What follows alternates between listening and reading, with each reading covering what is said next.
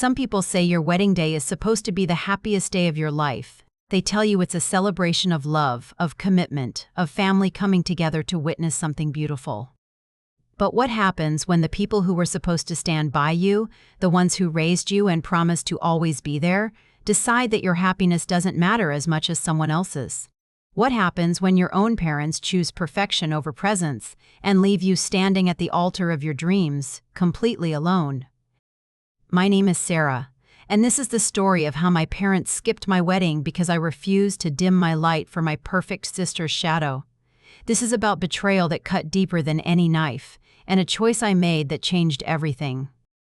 Not revenge born from hatred, but justice born from self-respect. And trust me, by the end of this you'll understand why sometimes the best revenge isn't about destruction. It's about building something so beautiful that those who abandoned you can only watch from the outside, realizing what they lost. But before I tell you about the wedding they missed, before I explain the moment everything fell apart, you need to understand how I got here. You need to know about Rachel, my sister. The golden child, the perfect daughter who could do no wrong in my parents' eyes. Growing up, I always knew I was second place. It wasn't something anyone said out loud at first.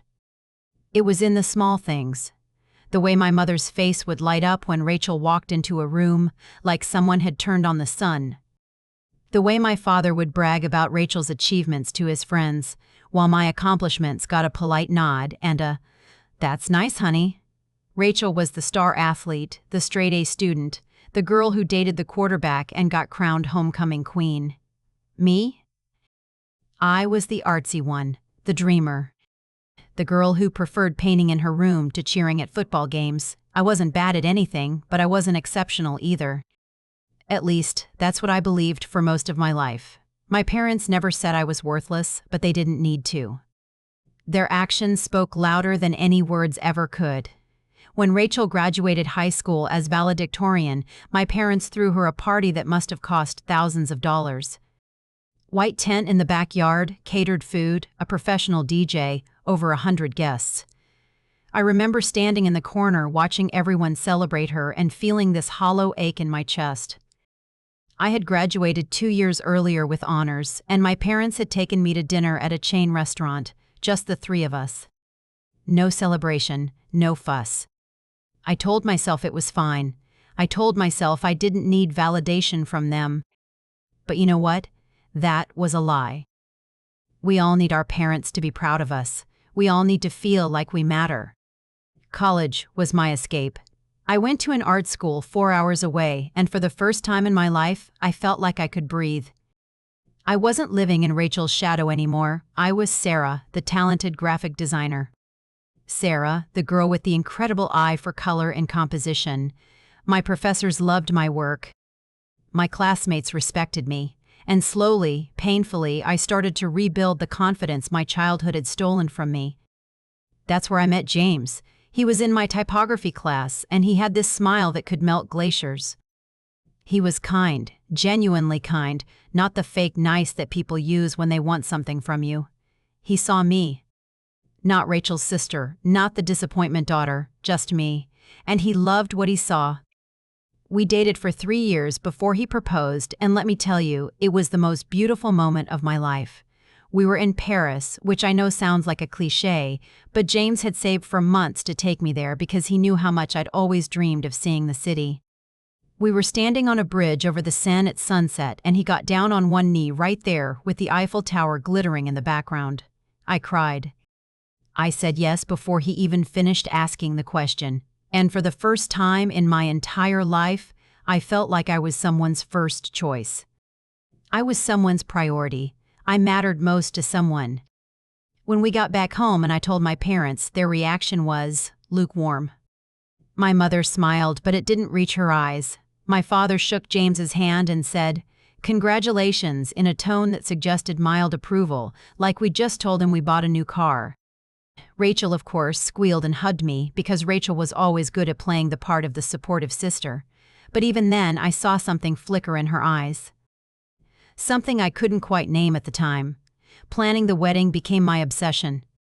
After years of feeling invisible, I wanted this day to be spectacular. Not because I needed to prove anything to anyone, but because I deserved to feel special.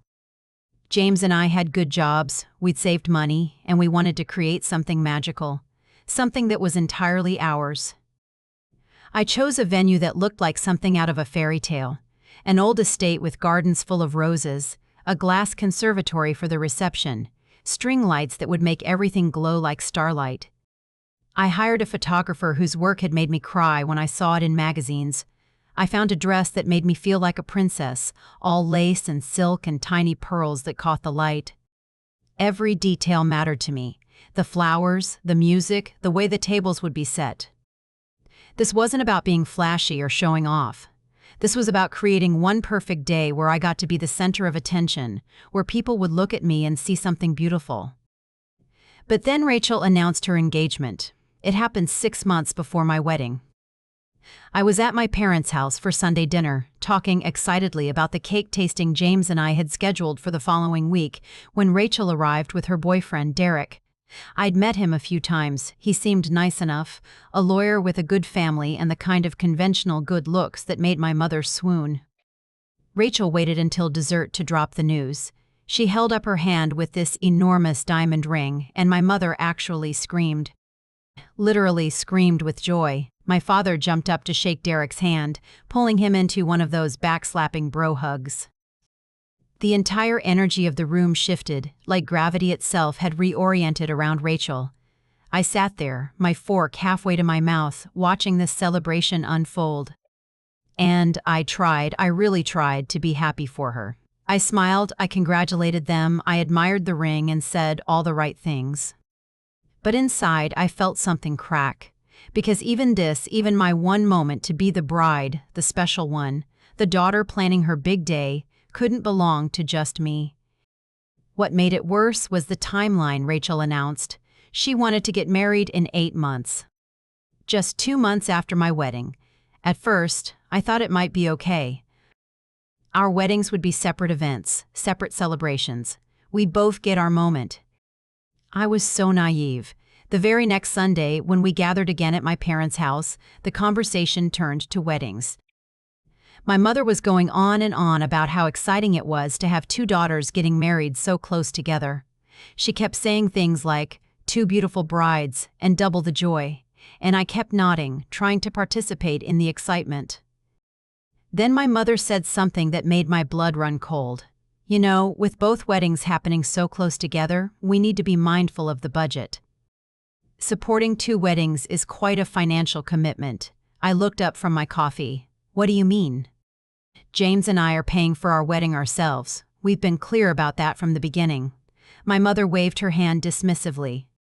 Yes, but we still want to contribute something, and with Rachel's wedding being the second one, we need to make sure we have enough for both. Rachel jumped in, her voice sugar-sweet.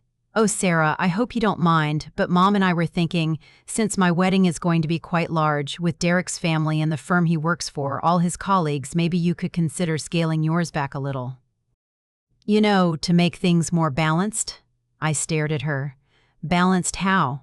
Well, my mother said, taking over, your venue is quite expensive. And the photographer you chose is one of the most sought after in the state. Perhaps you could look at something more modest? There are plenty of beautiful places that don't cost as much, and I'm sure you could find a perfectly good photographer for half the price. Something hot and sharp twisted in my chest. You want me to make my wedding smaller so Rachel's can be bigger? Don't be dramatic, my father said, speaking for the first time. Your mother is just suggesting you be reasonable. There's no need for such extravagance. Marriage is about commitment, not putting on a show. I'm not putting on a show, I said, hearing my voice shake. I'm planning the wedding I've always dreamed of. James and I have saved for this. We're paying for it ourselves. Rachel reached across the table and put her hand on mine, and I swear I've never wanted to pull away from someone so badly in my life. Sarah, I totally understand. And your plans sound lovely, but you have to see it from Mom and Dad's perspective. If your wedding is this huge, spectacular thing, and then mine is right after, it might seem like they're playing favorites if mine isn't equally nice. I just don't want people to think they love you more than me. I actually laughed. I couldn't help it. The absurdity of it was too much. Are you serious right now? You think people are going to assume Mom and Dad love me more? What's that supposed to mean? My mother asked, her voice sharp. I looked at each of them, my father with his arms crossed, my mother with her lips pressed into a thin line, Rachel with those wide, innocent eyes that had gotten her everything she ever wanted. And I realized, with stunning clarity, that they were serious. They actually expected me to diminish my wedding, to make myself smaller, to step back into the shadow I'd spent years climbing out of. No, I said quietly. No, my father repeated. No, I said again, louder this time. I'm not changing my wedding plans. I'm not making my day less special so Rachel doesn't feel overshadowed. I've spent my entire life being the afterthought, the second choice, the less important daughter. This is my wedding, mine and James's. And I'm not apologizing for wanting it to be beautiful. The silence that followed was deafening. Rachel's eyes filled with tears, which was her go-to move whenever she didn't get her way. My mother stood up, her chair scraping against the floor. Sarah Marie, I did not raise you to be selfish. Your sister is asking for a small compromise, and you're acting like a spoiled child. A small compromise? I stood up too, my hands shaking. You're asking me to completely change my wedding. The wedding I've been planning for months. The wedding I'm paying for myself. How is that small? Because family comes first, my father said, his voice hard. Because sometimes we make sacrifices for the people we love.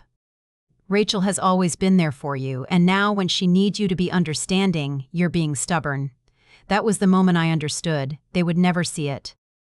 They would never understand that what they were asking was fundamentally unfair. In their minds, Rachel's needs would always come before mine, and my objection to that wasn't me standing up for myself.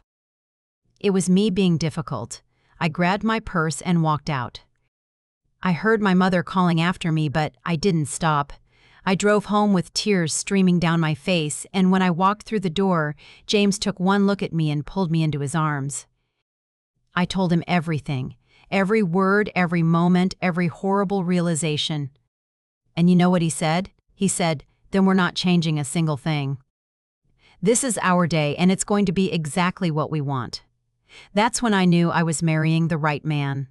The weeks that followed were tense. My mother called me multiple times, each conversation a variation of the same guilt trip. I was being unreasonable. I was making things difficult. Didn't I care about my sister's feelings? Didn't I understand the position I was putting them in? I stopped answering her calls after the first week. Instead, I focused on my wedding plans, on the joy of creating something beautiful with James. But the damage had been done. Every time I looked at the venue photos or talked to my florist, there was this bitter taste in my mouth. My family had poisoned something that should have been pure happiness. Rachel, meanwhile, launched a campaign of passive-aggressive sisterly concern. She'd text me things like, "Just checking in, I hope you're not still upset, and I feel so bad that we're not as close anymore." She posted on social media constantly about wedding planning, tagging me in posts about sisters who plan weddings together and family bonds that nothing can break. It was manipulation at its finest, and I saw right through it. But what could I do? If I called her out, I'd be the bad guy. The jealous older sister who couldn't handle her baby sister's happiness, so I said nothing. I liked her posts. I responded to her texts with brief, polite messages. And I kept planning my wedding. Then, 3 months before my wedding day, my mother dropped the ultimatum. She came to my apartment, which should have been my first warning sign because my mother never just showed up. She always called first, always scheduled things. But there she was on a Tuesday evening, standing at my door with her purse clutched in front of her like a shield. "We need to talk," she said, and I knew immediately that whatever was coming wouldn't be good. I let her in, made her tea. Sat across from her at my kitchen table while she gathered her thoughts. James was at work, which in retrospect was probably a blessing because what my mother said next would have made him lose his mind. "Your father and I have made a decision," she began, not meeting my eyes, "about the weddings. About supporting both of you girls during this important time." "Okay," I said slowly, "we think the best solution is for you to postpone your wedding. Maybe push it to next spring, after Rachel's. That way there's no overlap, no competition, and we can focus on each event properly. I stared at her. You want me to postpone my wedding? It's the most logical solution, Sarah. All your deposits are refundable if you cancel within a certain time frame. You'd lose some money, but we could help with that if needed. And then next year, after Rachel is settled and married, you could have your day without any of this tension. My wedding is in 3 months, Mom. 3 months. I have 150 people who have already made travel arrangements. James and I have planned our honeymoon, requested time off work. You want me to cancel all of that so Rachel can what, not feel like she's competing with me? Don't take that tone with me, my mother said sharply. This is about being fair to everyone.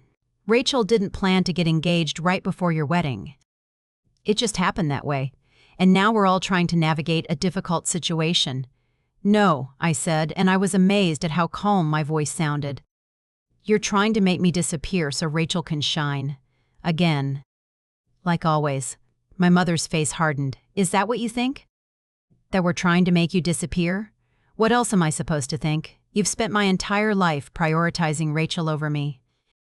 Every achievement I've had has been minimized. Every moment I've had in the spotlight has been cut short because God forbid Rachel feels left out.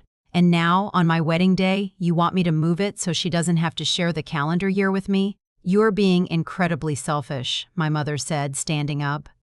Her tea sat untouched on the table. Your father and I have given you everything.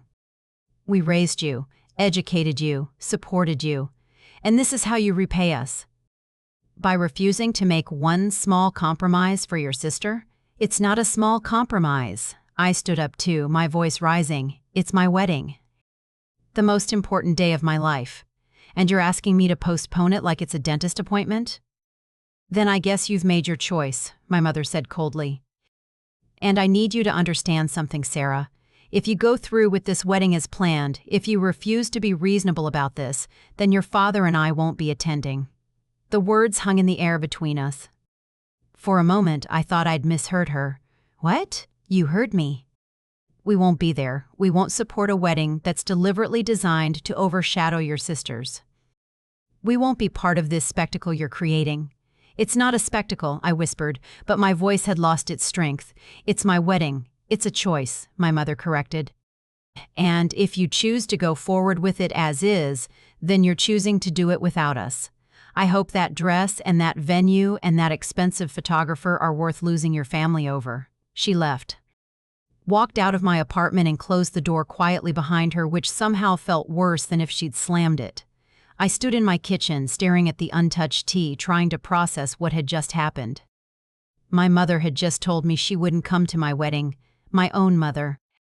When James came home an hour later, he found me sitting on the couch in the dark. I hadn't moved. Hadn't cried.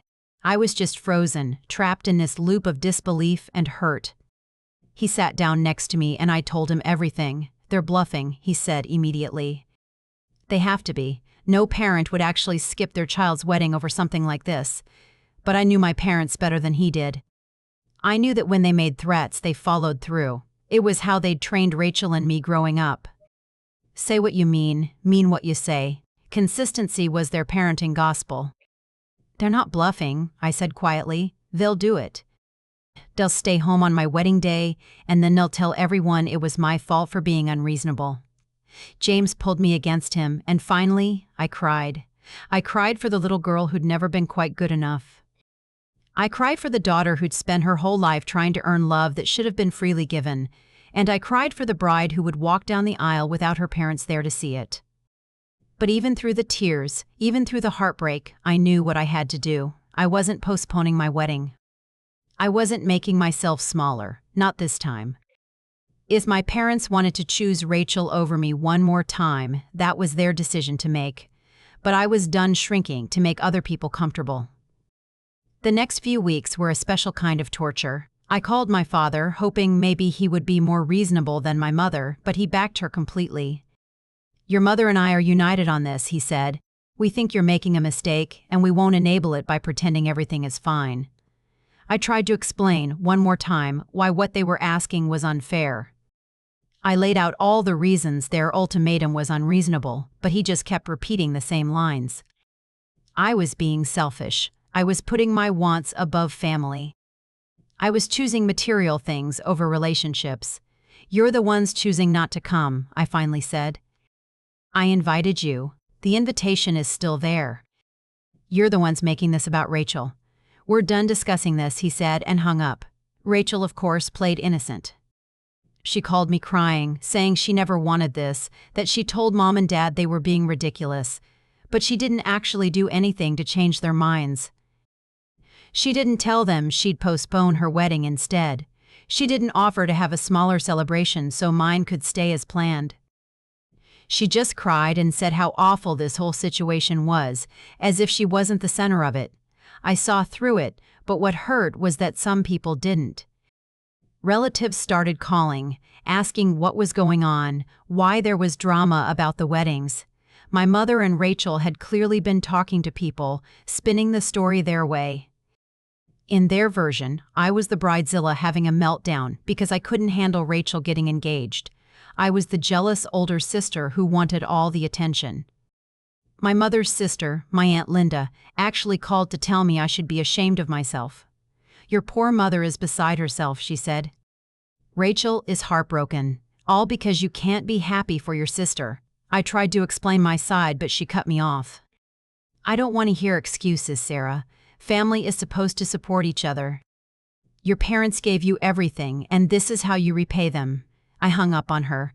I had to because the alternative was saying things I couldn't take back. But it stung. Every conversation, every judgment from people who only knew Rachel's version of events, it all added up to this crushing weight of being misunderstood. The only people who stood by me completely were James, his family, and my best friend, Melissa. James's mother was horrified when she heard what my parents had done. That's unacceptable, she said firmly. A parent's job is to show up for their children, period. Not to weaponize their presence. Melissa was even more direct. Your family is toxic, she said over wine one night. They've been emotionally abusing you for years, and you've just accepted it as normal because you didn't know any better. But Sarah, healthy parents don't threaten to skip their daughter's wedding. That's manipulation, pure and simple. She was right. I knew she was right. But knowing it didn't make it hurt less.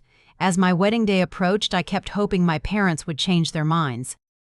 I kept imagining my mother would call and apologize, say they'd been unreasonable, say of course they'd be there. But the call never came. 2 weeks before the wedding, I had to make a decision about the ceremony itself. My father was supposed to walk me down the aisle. We'd talked about it, planned it, and even though our relationship was strained, I'd still wanted that moment. That traditional father-daughter walk. Now I had to figure out what to do instead. James suggested his father could walk with me, or Melissa could, or I could walk alone. Each option felt like a visible symbol of my parents' absence. Everyone at the wedding would see me walking down that aisle without my father, and they'd know something was wrong. I decided to walk with both of James's parents, his mother on one side, his father on the other. They'd been more supportive of me in the past 6 months than my own parents had been in years. It felt right to honor that. But I'd be lying if I said it didn't break my heart a little more. The final straw came 1 week before the wedding. My mother sent me a text message, not a call, not a conversation, a text. It said, "We're sorry you've chosen to proceed without considering your family's feelings. We love you, but we cannot support this decision. We will not be attending your wedding. We hope you understand this is your doing, not ours. My doing." As if I had forced them to abandon me, as if I had made them choose between their daughters instead of them choosing to prioritize one over the other like they'd always done. I showed the text to James, and I watched his face transform from shock to rage. "How dare they," he said quietly. "How dare they put this on you?" I didn't cry this time. I think I'd run out of tears. Instead, I felt something else settle into place, a kind of cold clarity.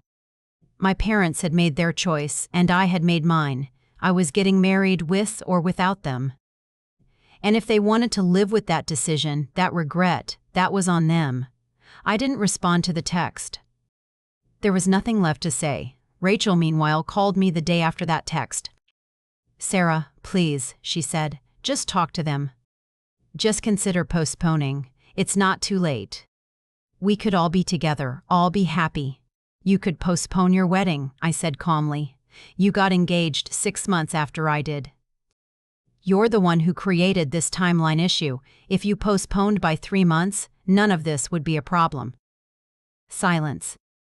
Then, you know I can't do that. Derek's family has already made plans. The venue is booked. How would that look? Exactly, I said. How would it look? That's what this is really about, isn't it? Not about fairness or family or any of that. It's about how things look. It's about you needing to be the center of attention even during what's supposed to be my moment. That's not fair, Rachel said, and she actually sounded hurt, like she genuinely couldn't see what she'd done. You're right, I said, it's not fair. None of this is fair. But I'm done trying to make everyone else comfortable at the expense of my own happiness. I'm getting married next Saturday, Rachel. You're invited. Mom and Dad are invited, but I'm not changing anything to accommodate you. I hung up before she could respond. The night before my wedding, I barely slept. I kept thinking about what the next day would look like. The empty seats in the front row where my parents should have been. The whispers from relatives who knew something was wrong. The father-daughter dance that wouldn't happen. The mother of the bride moment I'd never have. But I also thought about James, about the life we were building together. About the fact that I was choosing my own happiness, maybe for the first time in my life. And that had to mean something. That had to be worth something. The morning of my wedding, I woke up to a bouquet of flowers at my hotel room door. The card read, "You are beautiful, you are loved, and today is your day. We're so proud of you." James's parents, I cried, of course I cried. But they were different tears, not tears of grief or abandonment, but tears of gratitude. These people, who had known me for only 3 years, had shown me more unconditional love than my own parents had in my entire life. Melissa arrived an hour later with coffee and breakfast, refusing to let me sit alone with my thoughts. She helped me start getting ready, distracting me with stories and jokes and reminders of how beautiful the day was going to be. My bridesmaids showed up one by one, and my hotel room transformed into this bubble of excitement and love. We did our hair and makeup. We helped each other into our dresses. We took photos and laughed, and for a little while I almost forgot about the giant hole where my family should have been. Then it was time to get into my wedding dress. I stepped into it carefully, and Melissa zipped up the back. I turned to look at myself in the mirror, and I barely recognized the woman staring back at me. The dress fit perfectly, hugging every curve before flowing out into a train of delicate lace. My hair was swept up with small flowers woven through it. My makeup was soft and romantic. I looked like a bride, a real bride, and I looked happy, despite everything. "Your parents are idiots," Melissa said softly, standing behind me. "You look absolutely stunning, and they're missing it because they can't see past their golden child." "I know," I said, and I meant it. I did know. Their absence was their loss, not mine. We made our way to the venue, and when I saw it all decorated and glowing in the late afternoon sun, I felt this surge of vindication. This was what they'd wanted me to give up. This beauty, this magic, this one perfect day. And I'd refused, because I knew I deserved it. James's parents met me in the bridal suite, and when his mother saw me, she pressed her hand to her mouth, tears immediately filling her eyes. "Oh, honey," she said. "You're absolutely gorgeous." His father hugged me carefully, trying not to mess up my dress. "We're honored to walk you down that aisle," he said. "Honored and grateful that you'd let us be part of this moment." "Thank you," I said, and I meant it more than they could possibly know. "Thank you for being here." The ceremony was about to start. My bridesmaids lined up. The music began. And I took a deep breath, linking my arms through James's parents, preparing to walk down that aisle toward my future. But then something happened that I wasn't expecting. As I was about to step out, as the doors to the conservatory were about to open, I heard a commotion outside. Raised voices. Someone saying, "You can't just show up like this." My heart stopped. I knew those voices. My parents had come. For a split second, I felt this rush of hope. They'd changed their minds. They'd realized they were being unreasonable. They'd come to support me after all. Maybe everything could still be okay. But then I heard my mother's voice, sharp and insistent. We're her parents. We have every right to be here, and my father just let us in. We're not causing a scene. Except they were. They were absolutely causing a scene. My wedding coordinator, bless her, was trying to handle the situation quietly, but people were starting to notice. Guests were turning around, trying to see what was happening. My carefully planned timeline was falling apart. I looked at James's parents, panic rising in my chest. What do I do? James's mother squeezed my arm. What do you want to do, sweetheart? This is your day. Your choice. And that's when it hit me. This was exactly what my parents did. They made everything about them. Even now, even on my wedding day, they couldn't just let me have this moment. They had to show up uninvited, make a dramatic entrance, create chaos that would shift all the attention to them. If I let them in now, it would send a message. That their behavior was acceptable, that they could treat me however they wanted and I'd always take them back.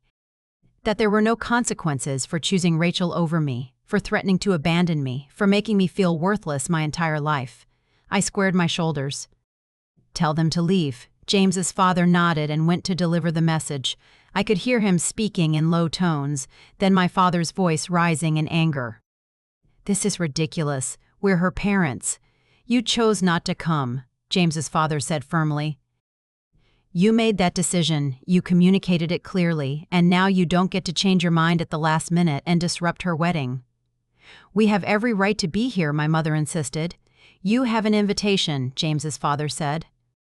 But you also made a choice to boycott this wedding unless Sarah changed her plans to suit Rachel. She didn't change her plans. So your decision stands. Please leave. There was more arguing, but I tuned it out. I focused on breathing, on staying calm, on not letting their chaos destroy this moment. Melissa appeared next to me, putting her hand on my back. You did the right thing, she whispered. Don't let them make you doubt yourself.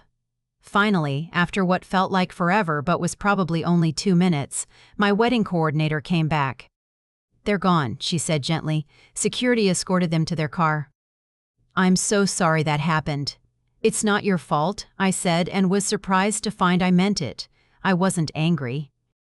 I was just tired. Tired of their drama, their manipulation, their constant need to control every situation. Are you ready? James's mother asked softly. I took another deep breath and nodded. I'm ready. The doors opened and I walked down the aisle between James's parents while my guests stood and turned to look at me. The conservatory was everything I'd dreamed it would be. Flowers everywhere, light streaming through the glass ceiling, candles flickering on every surface. And at the end of the aisle, James stood waiting for me with tears streaming down his face. I focused on him, only him.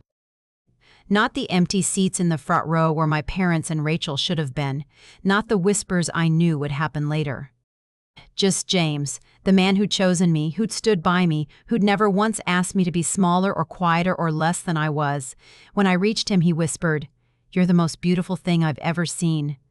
And for the first time all day, I smiled without any sadness behind it. So are you. The ceremony was perfect. We'd written our own vows, and when it was my turn to speak, I promised James that I would always choose us. That I would always fight for our happiness, our family, our life together. That I would never let anyone, not even my own blood relatives, make me feel like our love was less important than their approval. He promised me the same things back, and when we kissed, when the officiant pronounced us married, the conservatory erupted in applause and cheers. In that moment, surrounded by people who actually loved and supported us, I felt free. Truly, completely free. The reception was magical. We had our first dance, and I didn't think about the father-daughter dance I'd never have. We cut our cake, and I didn't think about my mother not being there to see it. We laughed and danced and celebrated with friends who'd traveled from all over the country to be there for us. But as the night went on, something interesting started happening. Relatives kept approaching me quietly to tell me they were proud of me. My grandmother, my mother's mother, pulled me aside and said, "I heard what happened, what your parents did." I want you to know I think they're wrong. Dead wrong. You look beautiful, and you deserve to have them here. My uncle, my father's brother, said something similar. Your dad called me trying to get me to support their decision not to come. I told him he was being an idiot. You're his daughter. He should be here. One by one, people who I'd thought might judge me, who I'd thought might take my parents' side, came and told me they didn't. They saw through it. They understood what was really happening. And then, near the end of the night, my phone buzzed with a text. From Rachel. I saw the photos on social media. Your wedding looks beautiful. I'm sorry this happened. I hope you're happy. I stared at that message for a long time. Part of me wanted to respond, to say something cutting about how this was her fault, how she could have stopped this at any point. But I was too tired for that, too happy to let her drag me back down. I deleted the text without responding and went back to dancing with my husband. My husband. I was married, and despite everything, despite the pain and the drama and the betrayal, it had been the most beautiful day of my life. The honeymoon was in Greece, 2 weeks of absolute paradise where James and I could forget about family drama and just exist as newlyweds. We explored ancient ruins, swam in crystal clear water, ate incredible food, and made love under the Mediterranean stars. It was perfect, healing. But eventually, we had to come home. Back to reality, back to jobs and bills and the mess we'd left behind. I knew I couldn't avoid my family forever, but I also wasn't in a rush to deal with them. They made that choice for me. 3 days after we got back, my mother showed up at our apartment. Again, unannounced. Again, acting like she had every right to be there. James answered the door and I heard his voice, firm and cold. She doesn't want to see you. I'm her mother, my mother said. We need to talk about what happened. What happened is you abandoned her on her wedding day, James said. And then showed up uninvited, trying to make it about you. There's nothing to talk about. I came to the door, putting my hand on James's arm. It's okay, I said softly. I'll talk to her. You don't have to, he said, looking at me with concern. I know, but I want to. We sat in our living room, my mother perched on the edge of the couch like she was afraid to get comfortable. I sat across from her, James beside me, his hand firmly holding mine. I came to apologize, my mother started, which surprised me. I hadn't expected that. What happened at your wedding, showing up like that, it was wrong. We shouldn't have done it that way. I waited. There had to be more. With my mother, there was always more. But Sarah, you have to understand how hurt we were. How hurt Rachel was. You shut us out completely, refused to compromise at all. There it was. The pivot from apology to blame. I didn't shut you out, I said calmly. I invited you to my wedding. You told me you wouldn't come unless I changed everything to accommodate Rachel. That was your choice, not mine.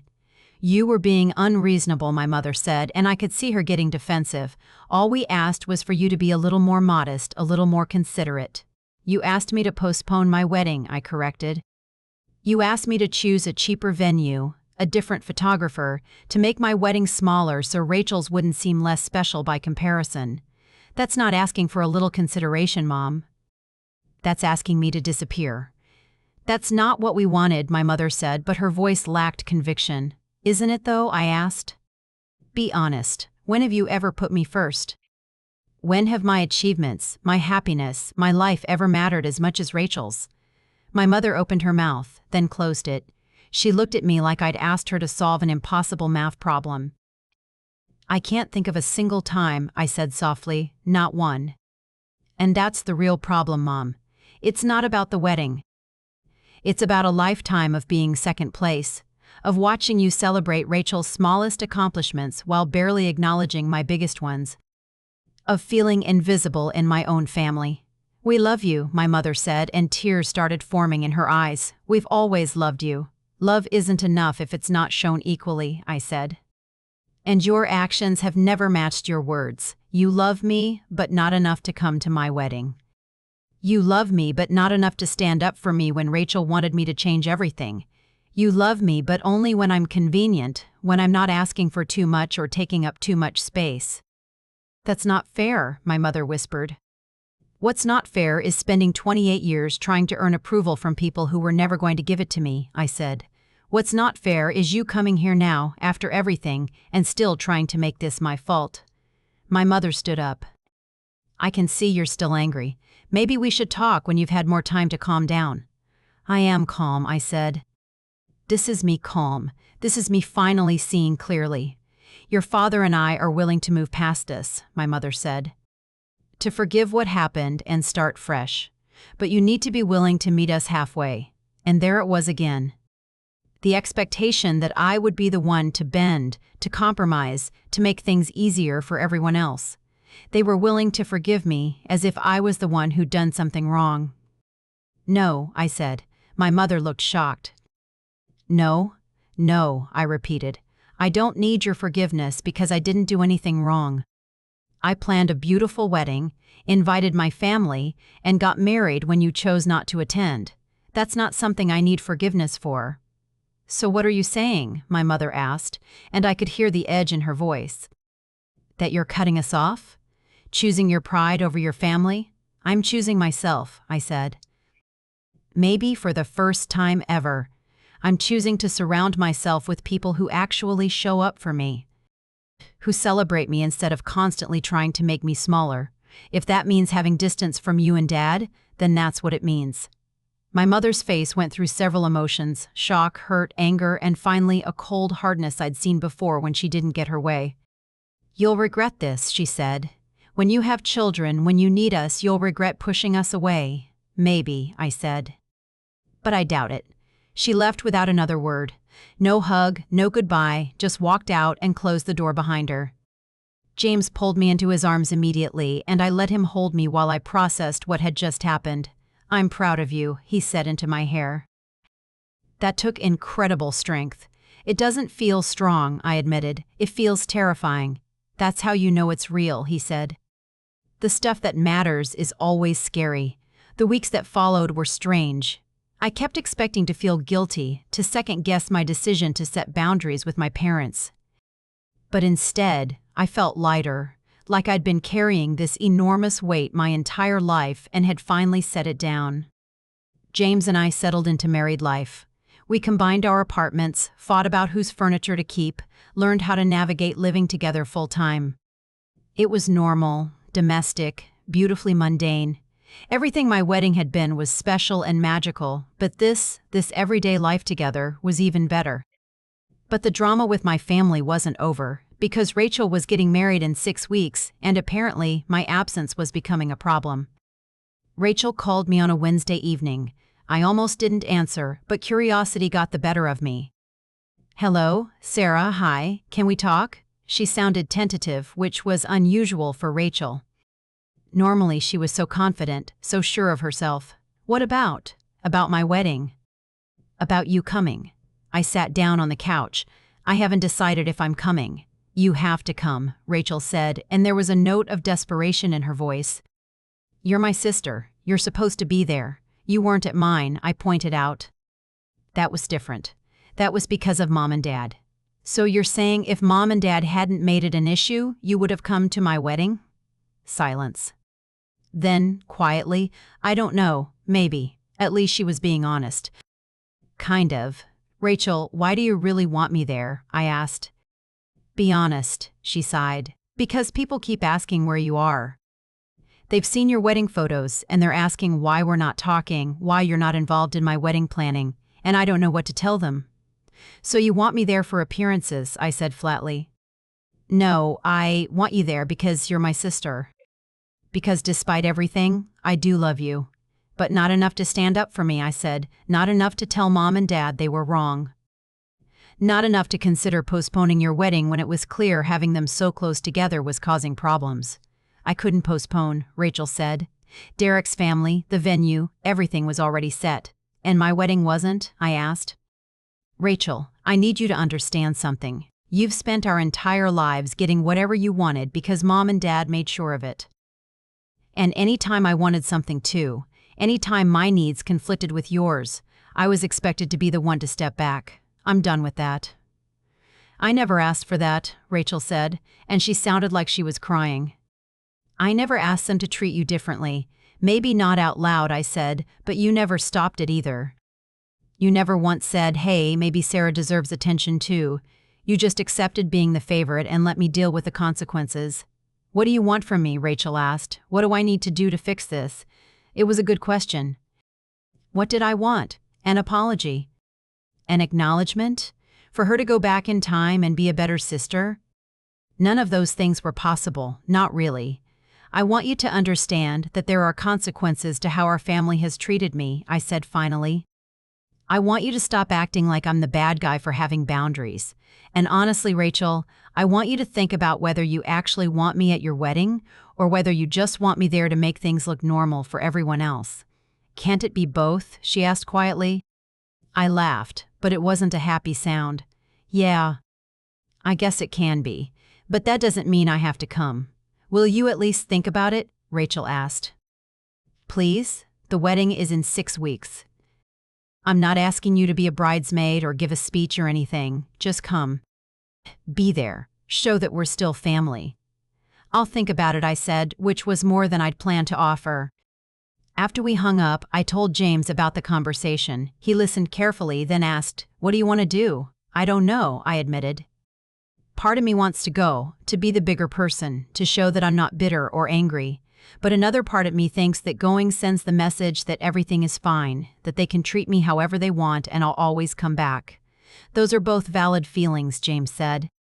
But I think you're missing a third option. What's that? You could go for you, not for them. You could go and enjoy the party, eat the food, dance, have fun, and not worry about what it means or what message it sends. Just be there because you want to, and leave when you want to. It was such a simple idea, but it shifted something in my brain. I didn't have to make attending Rachel's wedding into this huge symbolic gesture. I could just go, or not go, based on what I actually wanted.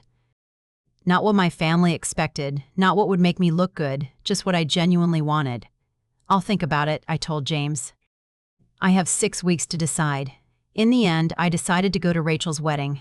Not because I'd forgiven my parents or because Rachel had suddenly become the sister I'd always needed, but because James was right.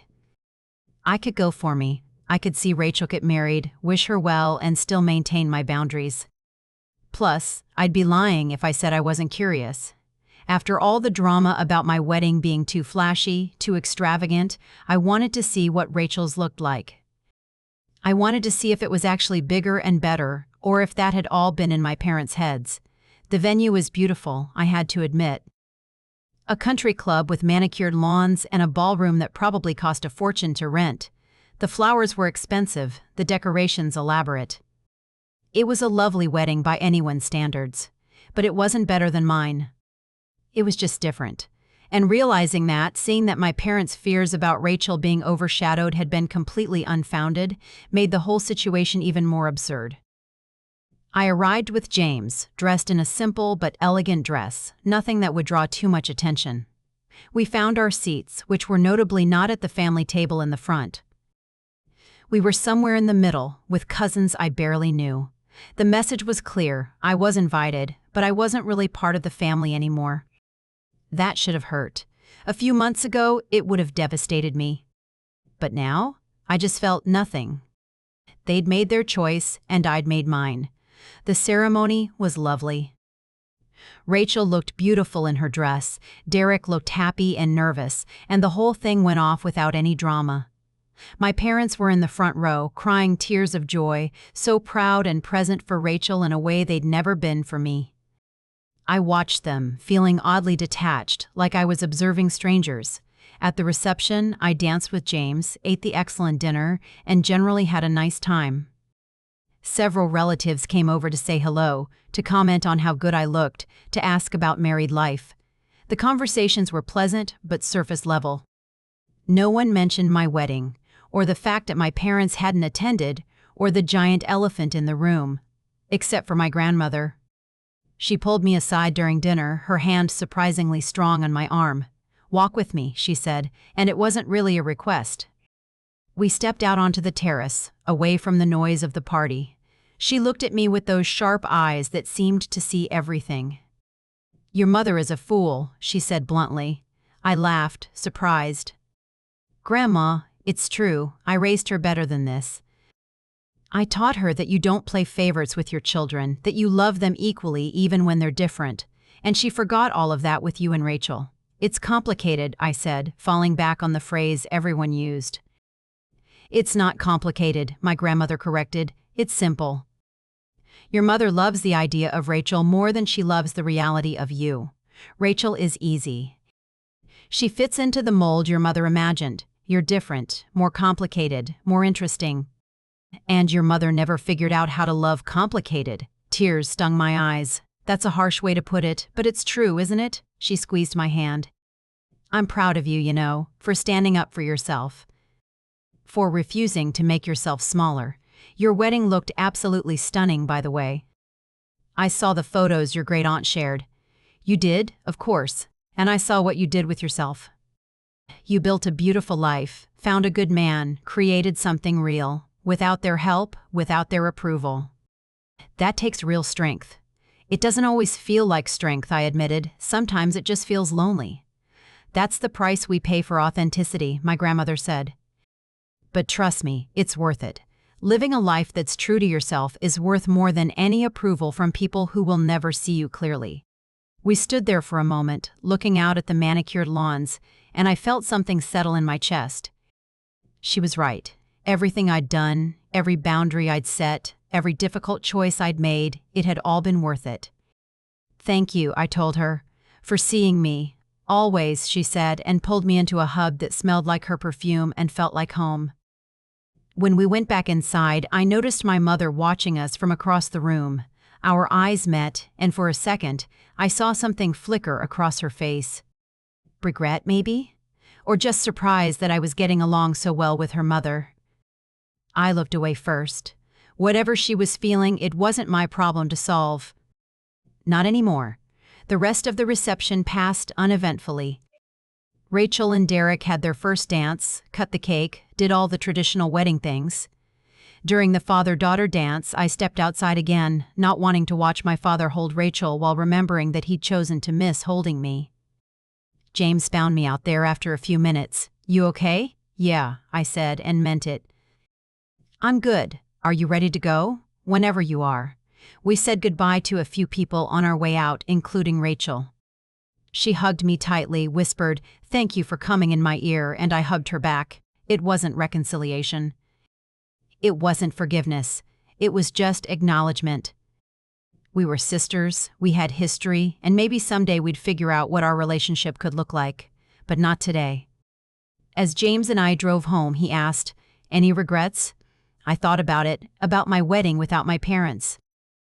About Rachel's wedding where I was barely more than a guest. About the family I'd lost and the life I'd gained. No, I said finally, no regrets. Life moved forward after that. Months passed, then a year. James and I bought a house, adopted a dog, built a life that was so full and happy that my family's absence became less and less noticeable. We had friends, we had his family, we had each other. It was enough. But I'd be lying if I said there wasn't still a small part of me that hurt, that wondered if my parents ever regretted their choice. That hoped, secretly, that maybe they'd reach out and admit they'd been wrong. They never did. What happened instead was something I didn't expect. Rachel had a baby. A little girl named Emma. And suddenly my parents were grandparents, completely obsessed with this tiny person who'd entered their lives. I saw the photos on social media, of course. My mother holding Emma with this look of pure joy on her face. My father making silly faces to make the baby smile. Rachel looking tired but happy, Derek looking proudly at his new family. And I felt nothing. Not jealousy, not sadness, not even anger. Just a strange sort of detachment. That was their life, and this was mine, and the two had stopped overlapping. Then, 3 months after Emma was born, I got a call from my father. It was so unexpected that I almost didn't answer. We hadn't spoken in over a year, not since the confrontation with my mother in our apartment. "Hello?" I said cautiously. "Sarah, it's Dad." His voice sounded older than I remembered. "How are you?" "I'm fine." "What do you want?" He cleared his throat. "I wanted to tell you that Rachel had a baby." "You have a niece, Emma Catherine. I know. I saw the photos online. Oh, right, he sounded deflated. Well, your mother and I were talking, and we thought maybe you'd like to meet her, Emma. We could arrange a time for you to come over. I sat down slowly on the couch. Why? What do you mean, why? She's your niece. I mean, why now? Why is it suddenly important to you that I be involved with Rachel's family when you weren't involved with my wedding? Silence. Then, that was different. How? Sarah, can we please not do this again? I'm trying to extend an olive branch here. Your mother and I think it's time we put the past behind us and move forward as a family. Put the past behind us, I repeated slowly, without ever acknowledging what you did wrong. Without ever apologizing? We've moved past it, my father said, frustration creeping into his voice. Why can't you? And that was it. That was the core of everything. They wanted to move forward without ever looking back, without ever taking responsibility, without ever admitting that they'd hurt me.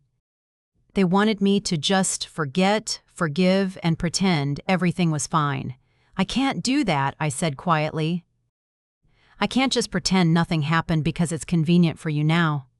What do you want from us? My father asked, and he sounded genuinely confused.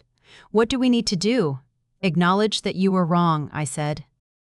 Apologize for missing my wedding. Admit that you've treated me differently than Rachel our entire lives and that it was hurtful and unfair. Take some responsibility instead of acting like I'm the problem for having feelings about all of this. We did what we thought was best at the time, my father said stiffly. That's not an apology. That's an excuse. Sarah, you're being unreasonable. We're trying to make amends here. No, you're trying to make things comfortable for yourselves, I corrected.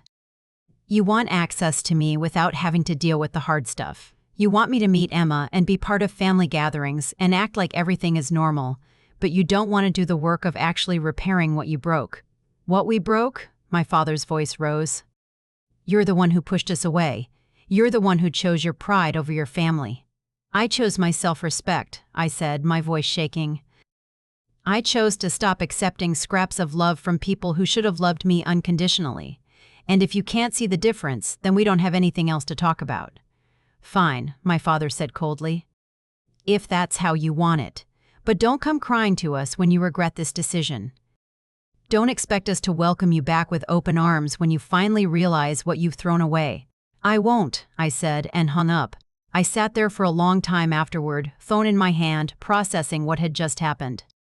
My father had called offering connection, but only on his terms. Only if I was willing to accept their version of reality, where they'd done nothing wrong and I was just being difficult. I couldn't do it. I couldn't go back to that dynamic, no matter how much I might want a relationship with my niece, no matter how much I might wish things were different. When James came home, I told him about the call. He listened, then pulled me close. I'm sorry, he said. I know that couldn't have been easy. It wasn't, I admitted. But it also wasn't as hard as I thought it would be. I think I'm finally accepting that they're never going to change.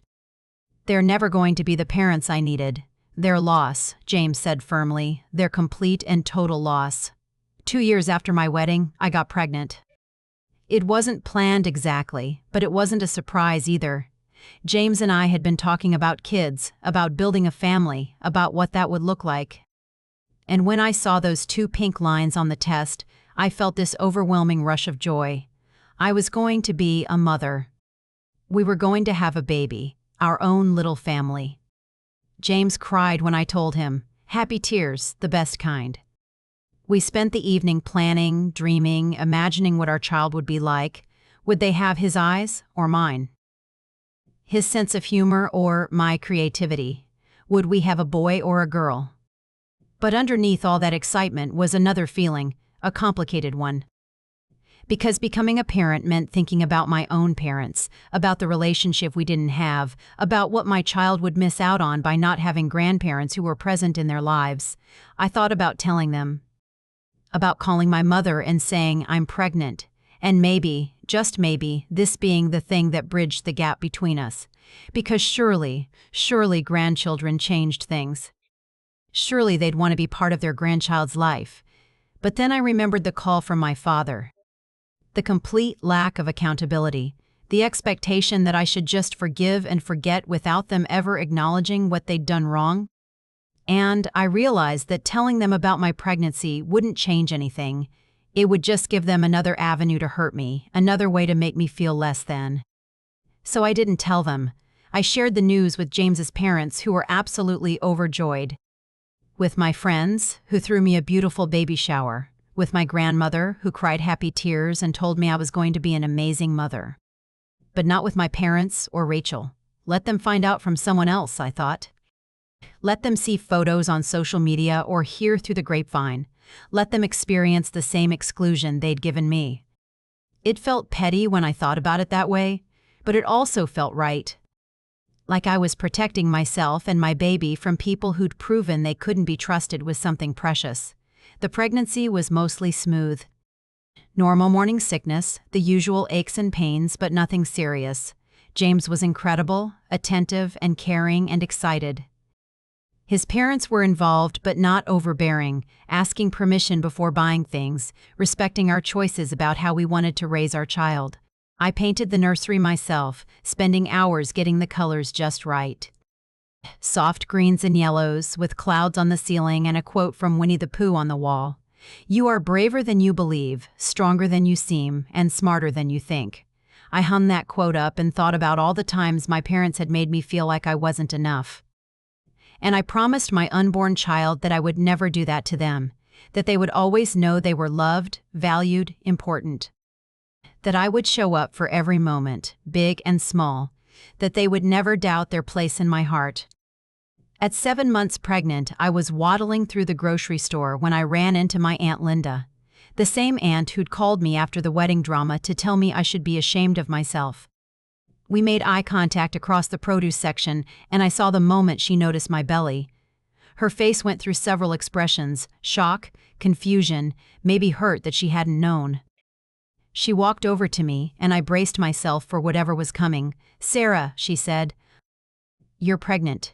"Yes," I said simply. "Does your mother know?" "No." She looked like she wanted to say something, probably to lecture me about family and communication. But something in my expression must have stopped her. Instead, she just said, "Congratulations. I hope everything goes well." "Thank you," I said, and meant it. Whatever our history, I could appreciate the kindness in that moment. I finished my shopping and went home, and didn't think much more about it. But apparently, my Aunt Linda did tell my mother, because 2 days later, my phone rang with my mother's number. I stared at it, watching it ring, trying to decide what to do. Part of me wanted to answer, to hear what she'd say, to see if maybe, finally, she'd approach this the right way. But I remembered every other conversation we'd had, every time she'd made it about her, every time she'd failed to take responsibility. I let it go to voicemail. She left a message. I listened to it later, with James sitting next to me for support. Her voice was tight, controlled. "Sarah, it's Mom. Linda told me you're pregnant. I'm calling because I think we need to talk about this. It's not right to keep something like this from your family. Please call me back. Not congratulations. Not, I'm so happy for you. Just judgment and demands and expectations." Same as always. I didn't call her back. She tried 3 more times over the next week. Then my father called. Then Rachel. All of them leaving messages that ranged from concerned to angry, asking why I was shutting them out, demanding to be part of this, acting like they had some inherent right to my baby just because we were related by blood. Finally, I sent a text to all 3 of them. One message, short and clear. "I'm pregnant. The baby is due in 2 months. James and I are excited and healthy. I'm not interested in reestablishing contact unless you're willing to acknowledge the harm you've caused and take real accountability for it. If not, please respect my boundaries and stop calling." My mother's response came within minutes. "You can't keep our grandchild from us." "That's not your right." My father's was similar. "This is going too far, Sarah. Whatever issues you have with us, this baby is innocent. Don't use your child as a weapon." But Rachel's was different. "I understand. I'm sorry for everything. Congratulations on your baby. I hope you know that I do love you, even if I haven't always shown it well. If you ever want to talk, I'm here." I read her message 3 times, looking for the trap, the manipulation, the angle, but I couldn't find one. It seemed genuine, which didn't mean I was ready to forgive her or welcome her back into my life, but it was something. A small crack in the wall. I saved her message and deleted the others. My daughter was born on a Tuesday morning in May, 8 pounds, 3 ounces of perfect, beautiful, screaming life. We named her Luna, after the moon, because she came into the world in the quiet hours before dawn and brought light to everything. Holding her for the first time, looking at her tiny face and perfect little hands, I understood love in a way I never had before. This was what unconditional meant. This was what choosing someone forever looked like. And I promised her, right there in the hospital room with James crying next to me, that I would never, ever make her feel the way my parents had made me feel. James's parents came to the hospital that afternoon, bringing flowers and tears and so much joy. They held Luna with the gentleness of people who understood how precious this moment was. James's mother took 1,000,000 pictures, and his father kept saying, "She's perfect," over and over like he couldn't believe it.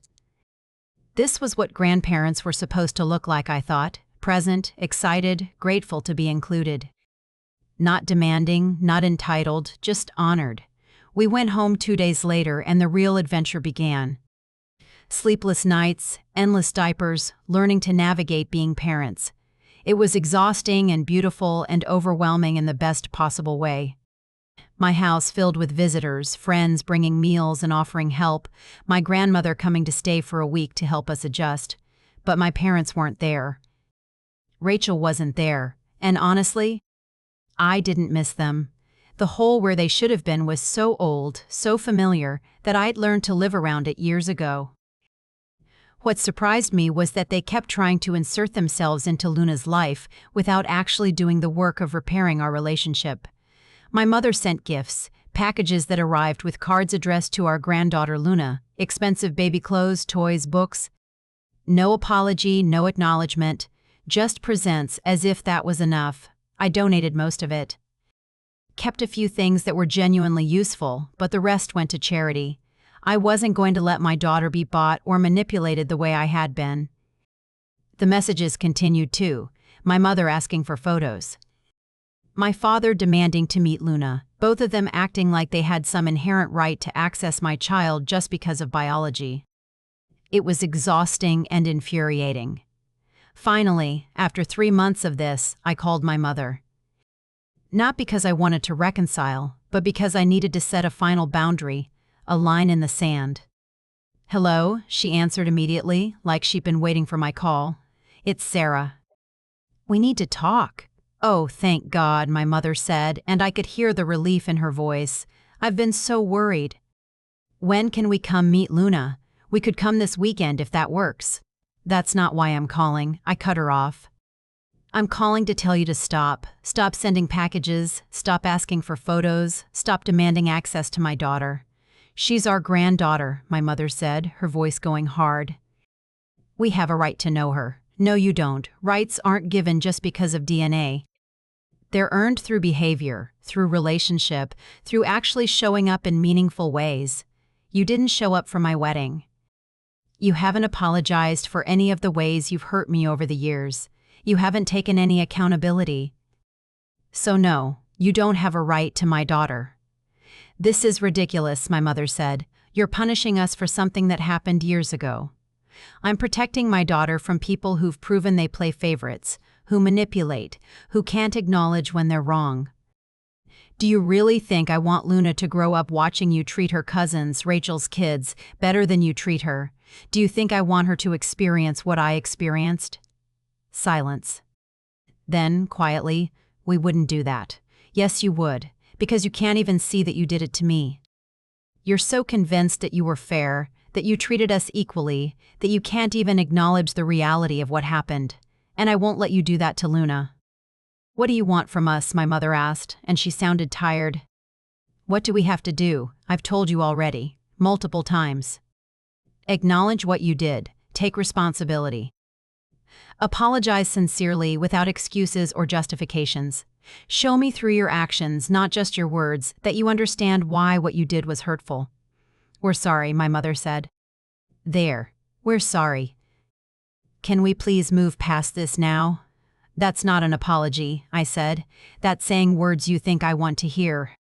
A real apology means naming what you did wrong, understanding why it was harmful, and committing to change. You can't even do the first part. I don't know what else you want from me, my mother's voice rose. I'm trying. I'm reaching out. I'm sending gifts. What more can I do? Feel genuine remorse, I said quietly. That's all. Just actually care that you hurt me. But you can't do that because in your mind, you didn't do anything wrong. Rachel needed you, so you chose her. That's just prioritizing, right? That's just being practical. It's not favoritism if there's a reason. That's not fair, my mother whispered. Maybe not. But it's how I feel. And until you can actually hear that, actually sit with it without defending yourself or making excuses, we don't have anything else to talk about. I hung up before she could respond. My hands were shaking, but I felt oddly calm. I'd said what needed to be said. I'd drawn my boundary clearly. Whatever happened next was up to them. James found me a few minutes later, sitting in Luna's nursery, watching her sleep in her crib. He put his hand on my shoulder. You okay? I think so, I said. I finally feel like I did the right thing. For me and for her. You did, he said firmly. You're protecting our daughter. That's what good parents do. Luna grew, 6 months, then a year, then 18 months. She was bright and curious and funny, with James's smile and my stubborn determination. Watching her learn and grow and become her own person was the greatest joy of my life. And I kept my boundaries with my parents. They eventually stopped sending packages and stopped calling quite as often. But they never did the one thing I'd asked for. They never actually apologized. Never took responsibility. Never showed me that they understood what they'd done wrong. Rachel reached out occasionally, never pushing, never demanding, just sending brief messages on holidays or when something reminded her of me. I appreciated that, even if I wasn't ready for more. Maybe someday we'd rebuild something, but not yet. What I did build was an amazing chosen family. James's parents were incredible grandparents to Luna. My grandmother came to visit monthly and spoiled her rotten. My friends became aunts and uncles in all the ways that mattered. We had a community, a support system, a family built on love and respect and actual presence, not just biological connection. On Luna's 2nd birthday, we threw a party at our house. It was nothing fancy, just close friends and family, with balloons and cake and too many presents. Luna wore a little crown and ran around like the chaos queen she was, and it was perfect. My grandmother pulled me aside at one point, watching Luna blow out her candles with James helping her. You've built something beautiful, she said. A real family. I'm proud of you. Thank you, I said, emotion clogging my throat. For always being there. For seeing me. Always, she promised, just like she had at Rachel's wedding. That's what real love does. It shows up. Later that night, after everyone had gone home and Luna was asleep, I looked through the photos from the party. There were so many people in those pictures who loved my daughter, who'd shown up for her birthday, who were present in her life. And yes, there were some notable absences. But the people who were there, who'd chosen to be there, they mattered more. I posted a few photos on social media, which I rarely did. Luna's face wasn't visible, just her little hands in the cake, the balloons, the joy of the day. I captioned it simply, 2 years of loving the most incredible little human. Grateful for family, the chosen kind, and the blood kind who show up. Within an hour, I got a text from Rachel. She's beautiful. Happy birthday, Luna. You're doing an amazing job, Sarah. It was the first time Rachel had acknowledged me as a mother, as someone doing well, without any qualifications or conditions. It was such a small thing, but it mattered. It was a crack in the wall, the tiniest beginning of something that might eventually heal. I texted back, "Thank you. I appreciate that. Maybe that was all it would be. Maybe we'd never be close again, never rebuild what we'd had as children. But maybe we didn't need to. Maybe we could build something new, something healthier, something based on who we actually were instead of the roles our parents had assigned us." or maybe not, and that would be okay too. So what did I learn from all of this? What's the lesson in choosing myself over my family, in drawing boundaries that cost me relationships, in building a new life without the people who were supposed to be there from the beginning? I learned that you cannot shrink yourself to fit into spaces that were never designed for you.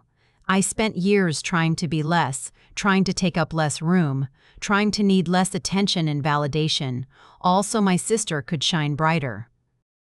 But that's not how light works. Someone else's brightness doesn't require your darkness. Real families know this. Real families celebrate everyone, make room for everyone, understand that love isn't a finite resource that must be rationed. I learned that forgiveness without accountability is just enabling. My parents wanted me to forgive them, to move on, to pretend everything was fine. But real forgiveness, healing forgiveness, requires the person who caused harm to acknowledge what they did and commit to change. Anything less is just asking the hurt person to deny their own reality to make the guilty person more comfortable. I learned that sometimes the family you build matters more than the family you're born into. James's parents have been better grandparents to Luna than my own ever could have been, because they understand that presence is what creates family, not biology. My friends have shown up for me in ways my parents never did. That's not sad, that's beautiful. It means family is a choice, an action, a commitment, not just an accident of genetics. I learned that children watch everything. Luna will grow up seeing her mother stand up for herself, set boundaries, refuse to accept less than she deserves. She'll see what a healthy relationship looks like through watching James and me. She'll learn that love should feel safe, consistent, equal. And maybe, just maybe, that will save her from spending her own adulthood unlearning toxic patterns the way I had to. I learned that revenge doesn't have to be about destruction. I didn't ruin my parents' lives or try to turn everyone against them. My revenge was simply living well, building something beautiful, refusing to let their rejection define me. Sometimes the best revenge is proving that you don't need the people who said you did, that you can thrive without their approval. But most importantly, I learned that I deserved better. This might sound simple, obvious even, but it was the hardest lesson of all. I spent so many years believing that my parents' treatment of me was somehow my fault, that if I was just better, more successful, more like Rachel, then they'd love me the way I needed. But that was never true. The problem was never me. The problem was parents who couldn't love both their daughters equally, who created competition where there should have been support, who chose one child and expected the other to be grateful for scraps. I deserved better. And once I truly believed that, everything else followed. The boundaries, the distance, the new life I built. It all came from that one radical truth: I deserved better. Does my story have a happy ending? I don't know. My parents and I still don't speak. Rachel and I exchange occasional messages but aren't close. I'll probably never have the family reunion, the tearful reconciliation, the moment where everyone admits they were wrong and we all hug and move forward together. But I have James, who chose me and keeps choosing me every single day. I have Luna, who will grow up knowing she's loved unconditionally. I have friends who show up, in-laws who treat me like their own daughter, a grandmother who's always seen me clearly. I have a life I'm proud of, built on my own terms, without compromising who I am or making myself smaller. Is that a happy ending? Yeah. I think it is. To anyone reading this who sees themselves in my story, who has family members who make them feel less than, who's wondering if they're wrong for wanting more, for expecting better, I want to tell you this: you're not being selfish. You're not being dramatic. You're not asking for too much. You deserve to be celebrated, not just tolerated. You deserve to have people show up for your big moments. You deserve love that doesn't come with conditions or comparisons. And if the people who are supposed to love you can't give you that, it's okay to build a new family with people who can. It's okay to walk away. It's okay to set boundaries. It's okay to say this hurts and I won't accept it anymore. It's okay to choose yourself, because you deserve better. We all do. My wedding day was supposed to be about beginning a new chapter with James. Instead, it became about ending an old chapter with my parents. And you know what? That was exactly what I needed.